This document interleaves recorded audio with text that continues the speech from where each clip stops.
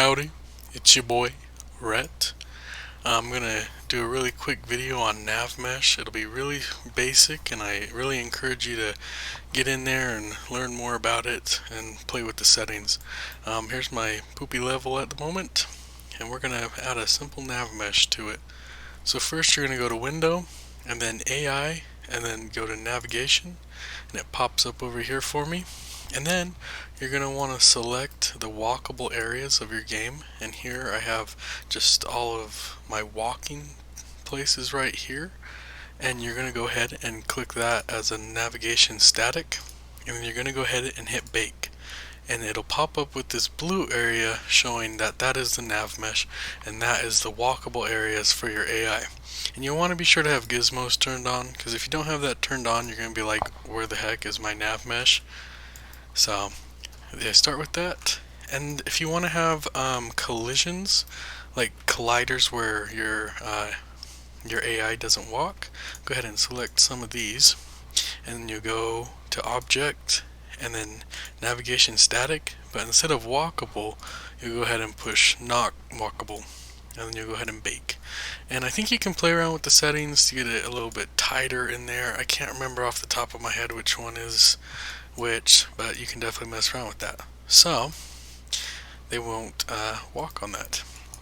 So, and I'll also show you how to make your AI jump over like kind of like bridge a gap here, because that was something I dealt with when setting mine up. I was like, oh, I want them to jump over. So we're going to create something called an off mesh link. So I'd go ahead and just make empties for that. And we're going to go ahead and go back to the inspector, and on our empty we're going to add, let's look up, it is off mesh link, and then drag that to the area where they jump onto, and then I'm going to duplicate that, make another one, and he'll jump from here to over here. So we can see that there.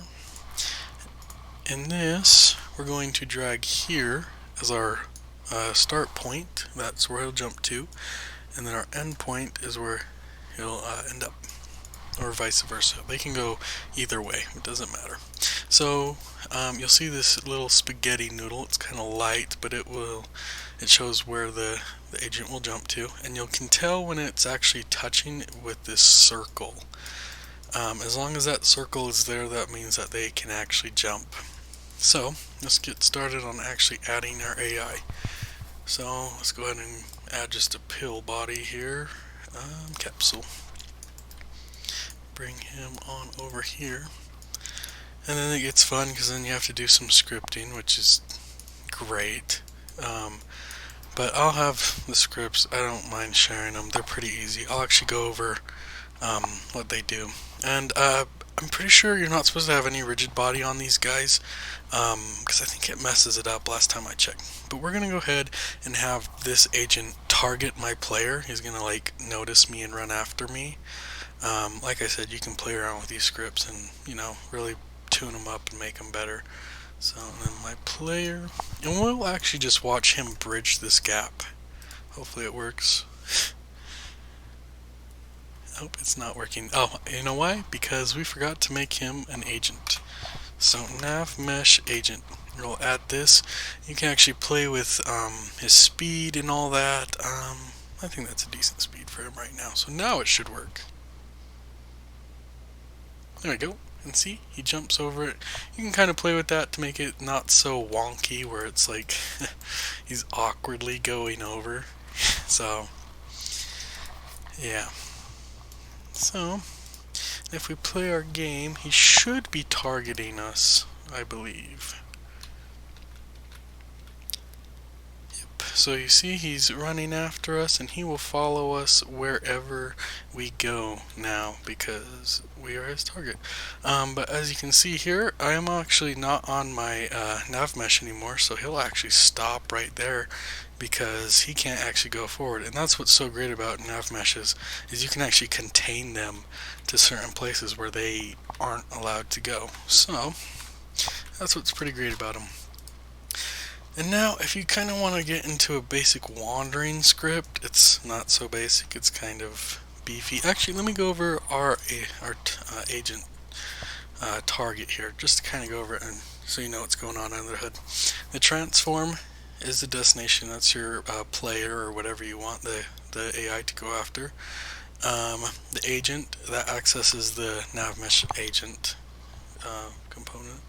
And then start will be the agent that's just getting the Navmesh component so it can edit those fields.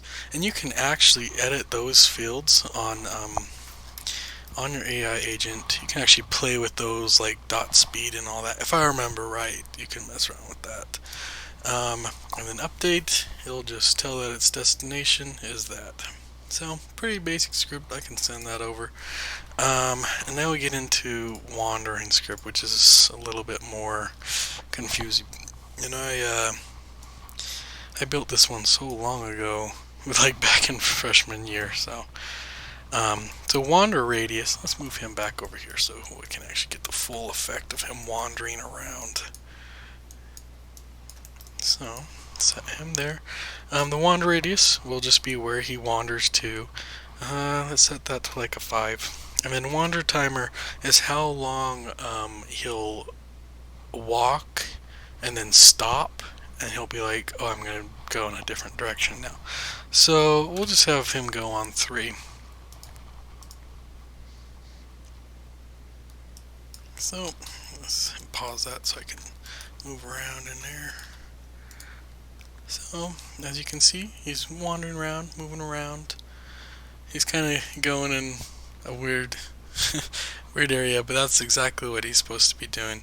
So yeah, and I can send that script over to I probably can't even remember what's going on under the hood. So I can send that over. But yeah, that's a basic introduction to nav meshes. Hopefully I didn't go too long with the video here. But yeah, so yeah, see ya.